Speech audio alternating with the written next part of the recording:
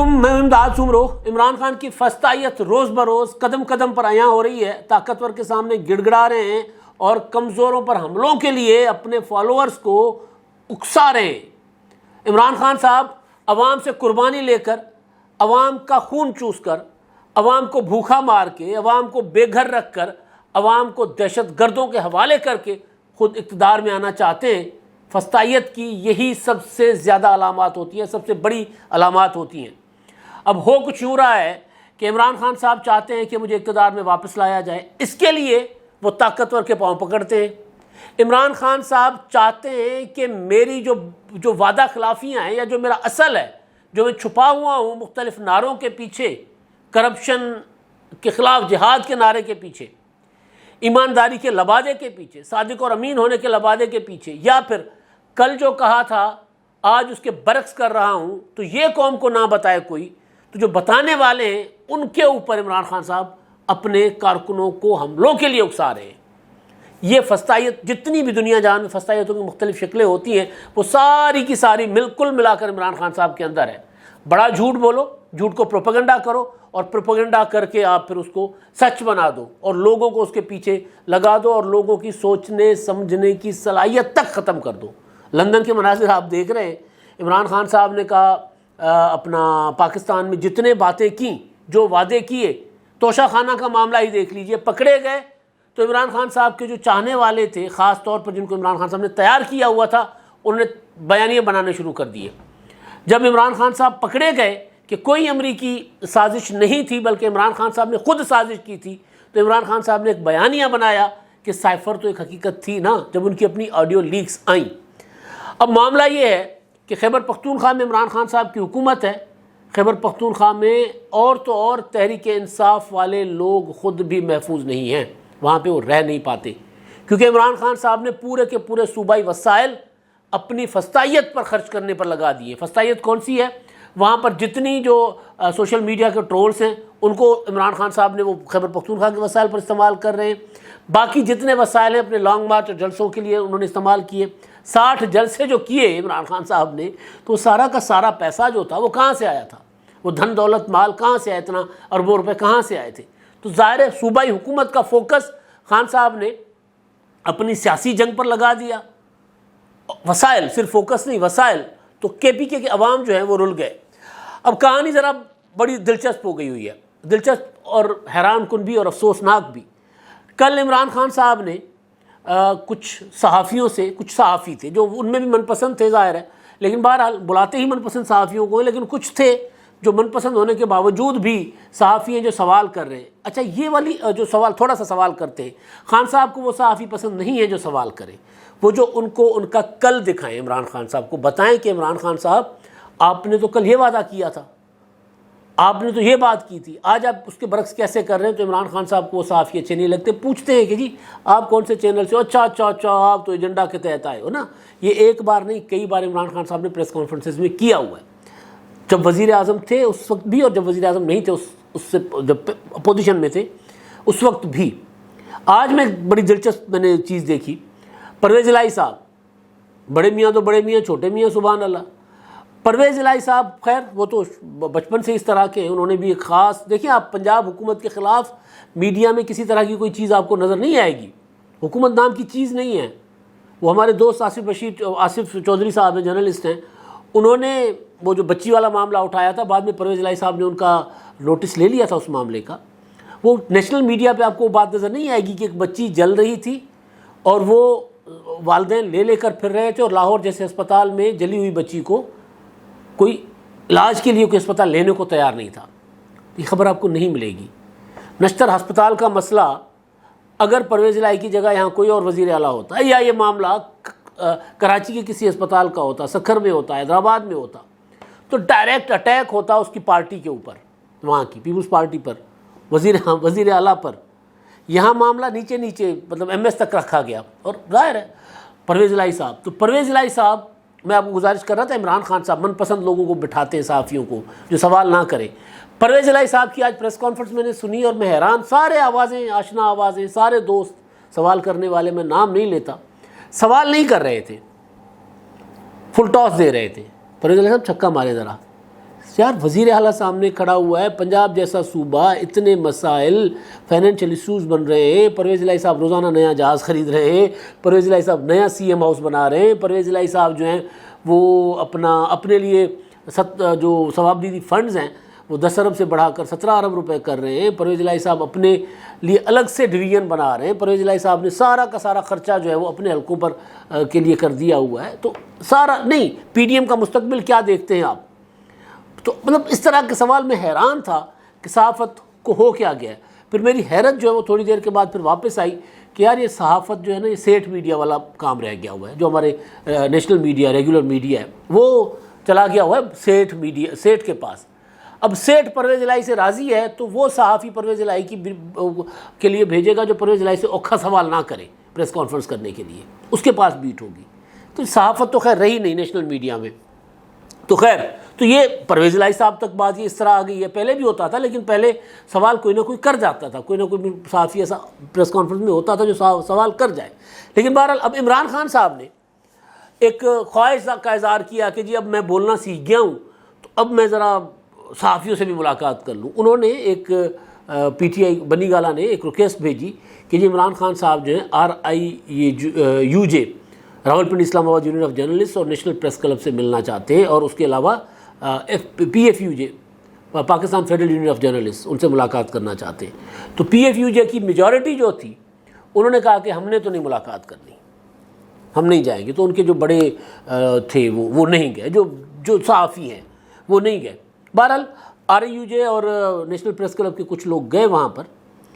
انہوں نے جو سوال کیے، وہ سوال ظاہر ہے وہ کیمروں کے اوپر تو نہیں آئے، لیکن جو چیزیں سامنے آئی ہیں، جو ہم نے پتہ کیا ہے، ان سوالوں میں 2 چیزیں ایسی تھیں جس سے ٹپک کر آ گیا کہ عمران خان کے اندر کتنا بڑا فاشسٹ بیٹھا ہوا ہے، کتنا بڑا، ہٹلر سے بھی بڑا، ضیاء الحق سے بھی، مطلب ہٹلر سے بڑا تو پھر ضیاء الحق تو بہت چھوٹی چیز ہے، لیکن ہم پہ تو بیتی تو ضیاء الحق کی وجہ سے ہم تو ضیاء الحق کے اپنا بھگت رہے نا ابھی تک خمیازہ، جو وہ کچھ بیج بو گیا ہے۔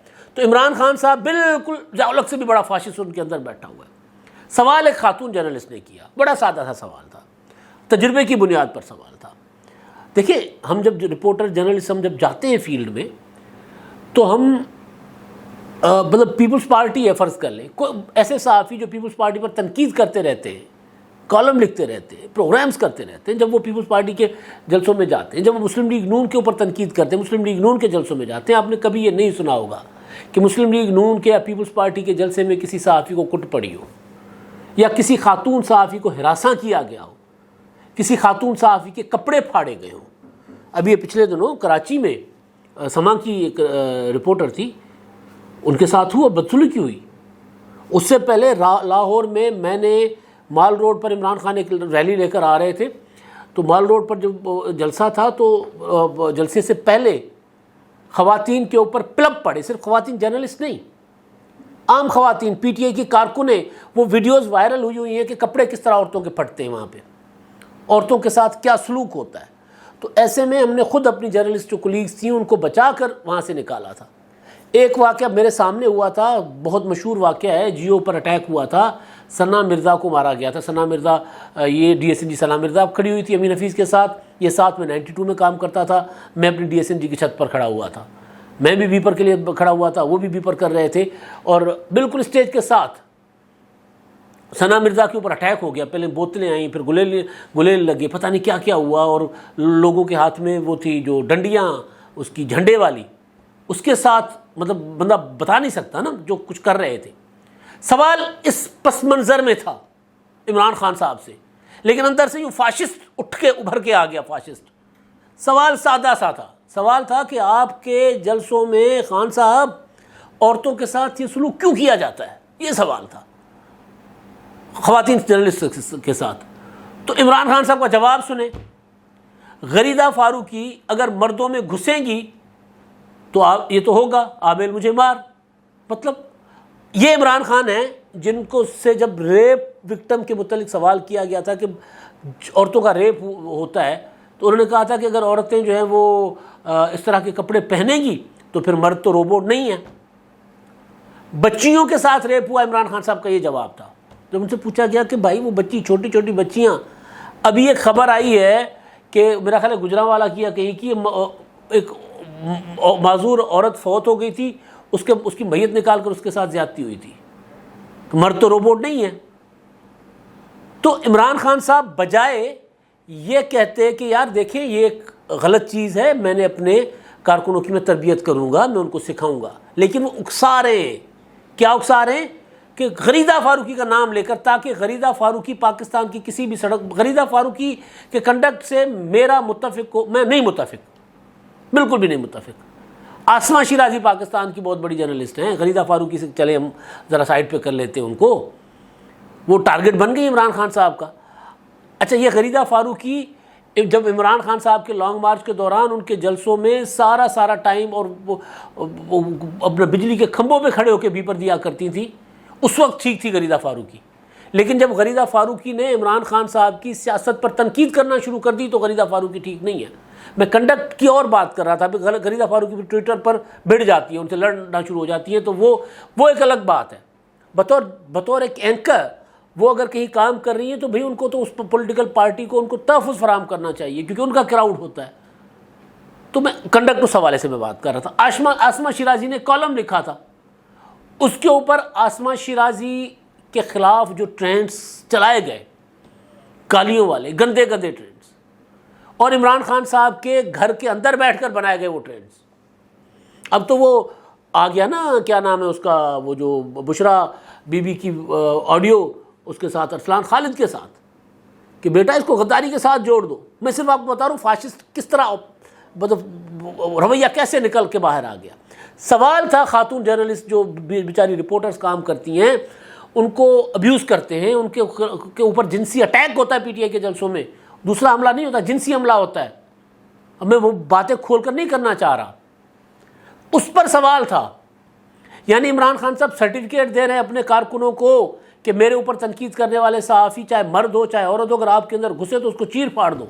یہ فاشسٹ ہوتا ہے، یہ فاشسٹ رویہ ہے. تو یہ اچھا ایک سوال اور ہوا کہ جی آپ یہ صحافیوں کو لفافہ صحافی کیوں کہتے ہیں؟ انہوں نے کہا جی میں تو سلیم صحافی کے علاوہ تو کبھی کسی کو کہا ہی نہیں ہے. عمران خان صاحب 4-5 صحافیوں کو نام لے کر کہتے ہیں باقی سب لفافہ صحافی ہیں.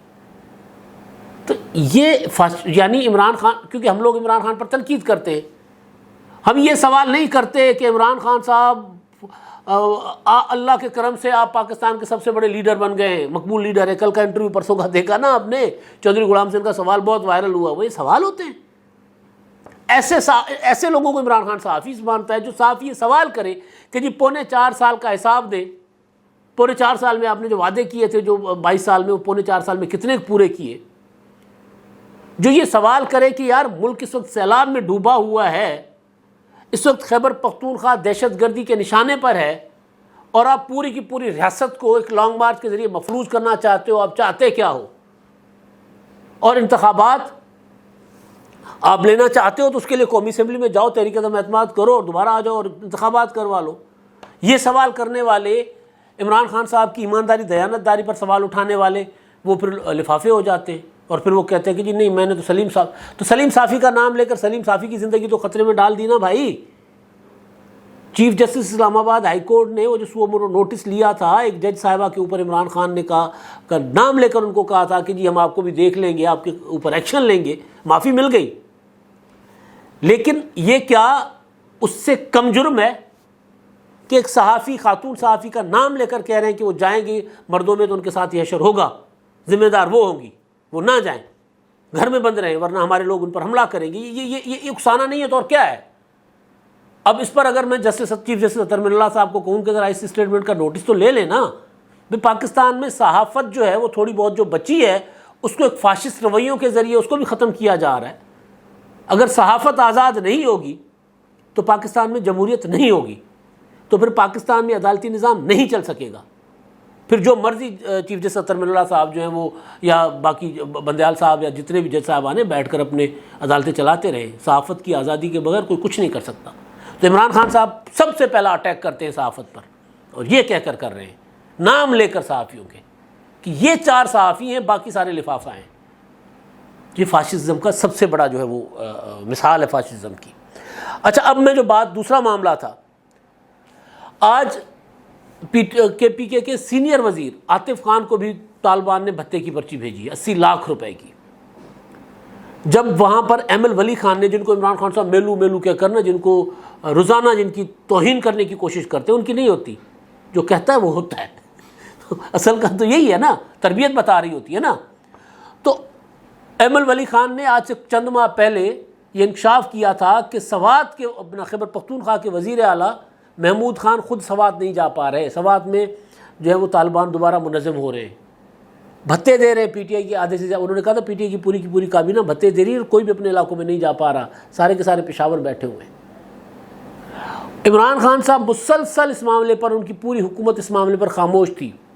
جب پوائنٹ اسکورنگ کا وقت آیا کہ جی وفاقی حکومت نے ہمارے خلاف سازش کی ہے، تو جلسوں میں کھڑے ہو کر عمران خان صاحب نے بات کرنا شروع کر دی. اب عالم یہ ہے کہ خان صاحب جو ہیں ان کے سب وزیر تقریباً ان کو بھتوں کی پرچیاں مل چکی ہوئی ہیں، اور عمران خان صاحب یہ کہہ رہے ہیں کہ جی یہ جو ہے وہ وفاقی حکومت کی سازش ہے. مطلب بندہ کچھ سوچے کہ یار اتنا. آج وزیر دفاع خواجہ آصف صاحب نے قومی اسمبلی میں کھڑے ہو کر اس معاملے پر بات کی ہے. انہوں نے کہا کہ جی 10-15 سال پہلے جب ہم نے سنا تھا کہ جی وہ طالبان جو ہیں یہ مرگلا کی پہاڑیوں پر آ رہے ہیں اور مالاکنڈ پر قبضہ کر چکے ہوئے ہیں، تو اب دوبارہ اس طرح منظم ہو رہے ہیں طالبان. ظاہر ہے جب ایک پورا کا پورا صوبائی حکومت کا ڈھانچہ وہاں پر مفلوج ہو جائے گا یا مفلوج کر دیا جائے گا اسلام آباد پر حملہ کرنے کے لیے، تو پھر پیچھے تو اسپیس بنتی ہے نا، پیچھے تو پھر اسی طرح ہوگا. آپ نے چھوڑ دیا پوری کی پوری انتظامیہ کو ایک طرف. تو یہ بھی عمران خان صاحب جس طرح سیلاب زدگان کو ڈوبتے ہوئے مرتے دیکھنا چاہ رہے تھے، اسی طرح خیبر پختونخوا کے عوام کو بھی انہوں نے بے یار و مددگار چھوڑ دیا ہوا ہے. اب وزیر ہیں وفاقی پٹیل صاحب، قادر پٹیل صاحب، انہوں نے ایک بات کی ہے، بات سیاسی ہے لیکن اس بات میں وزن ہے. وہ یہ کہہ رہے ہیں کہ عمران خان کے مستقبل کا، سیاسی مستقبل کا فیصلہ کرنا ہے آصف زرداری نے، اور عمران خان نے کس جیل میں جانا ہے یہ فیصلہ کرے گا رانا ثناء اللہ. بات بالکل ٹھیک ہے، کیونکہ اب تک آصف زرداری صاحب نے جو تحریک عدم اعتماد کا جو فارمولہ دیا تھا پیپلز پارٹی نے، اس پر چلتے ہوئے اور عمران خان کو الیکشن کا مطالبہ جو عمران خان صاحب کا تھا وہ ماننے سے انکار کرتے ہوئے، انہوں نے اب تک تو عمران خان صاحب کو بالکل ایک سائیڈ لائن لگا دیا. بے شک عمران خان کی ہائپ بنی ہو، لیکن حقیقت یہ ہے کہ آج 19 اکتوبر ہے. عمران خان نے کہا تھا کہ جی میں نے تو نومبر نہیں آنے دینا، میں نے اس سے پہلے حکومت گرا دینی ہے. تو ابھی تک عمران خان صاحب یہ فیصلہ نہیں کر پا رہے کہ لانگ مارچ کرنا ہے یا نہیں کرنا. تو پھر اگر حکومت ڈٹی رہے گی اور عمران خان صاحب کو وہ جو پولیٹیکل اسپیس جو مانگ رہے ہیں الیکشن کے ذریعے اگر وہ نہیں دے گی، تو پھر عمران خان صاحب کے سیاسی مستقبل کا فیصلہ جو ہے وہ ہو جائے گا. اور پھر ایسے میں عمران خان صاحب اپنے آپ کو ٹکر مارنے کی کوشش، اپنا پتھر دیوار کے ساتھ ٹکرانے کی کوشش کریں گے، پتھر کے ساتھ اپنا پہاڑ کے ساتھ ٹکرانے کی کوشش کریں گے، تو پھر اپنا ہی سر پھاڑیں گے. تو جب اپنا سر پھاڑنے پر آئیں گے تو پھر رانا ثناء اللہ صاحب ان کا فیصلہ کریں گے کہ ان کو اڈیالہ رکھنا ہے، کوٹ لکھپت رکھنا ہے، مچ جیل رکھنا ہے، سکھر جیل رکھنا ہے. ویسے کہا جا رہا ہے کہ مچ جیل عمران خان صاحب کے لیے بڑے عرصے سے تیار پڑی ہوئی ہے. تو اب دیکھتے ہیں کب تک مچ جیل جاتے ہیں. اور آخری بات یہ ہے کہ شیخ رشید صاحب کچھ دنوں کے لیے بے گھر ہونے سے بچ گئے. لاہور ہائی کورٹ نے وہ جو ان کی حویلی خالی کرنے، لال حویلی خالی کرنے کا نوٹس تھا وہ معطل کر دیا ہے. اب عدالت فیصلہ کرے گی کہ اس کا کیا ہونا ہے، لیکن بہرحال عارضی طور پر شیخ صاحب بچ گئے ہیں. ورنہ شیخ صاحب نے کہا تھا کہ جی لال حویلی پر جو بھی گزرے گا میری لاش سے ہو کر گزرے گا. ویسے اگر کسی نے آنا، جب کوئی آیا تھا لال حویلی پر، تو شیخ صاحب موٹر سائیکل پر بیٹھ کر ادھر ادھر ہو جاتے، کیونکہ یہ شیخ صاحب اس طرح بھاگنے میں بہت ماہر ہیں. عمران خان صاحب سے بھی بہت آگے نکل جاتے ہیں، کیونکہ عمران خان صاحب بھی دیوار پھلانگ کر بھاگنے کے ایکسپرٹ ہیں. اب تک کے لیے اتنا ہی. اللہ حافظ.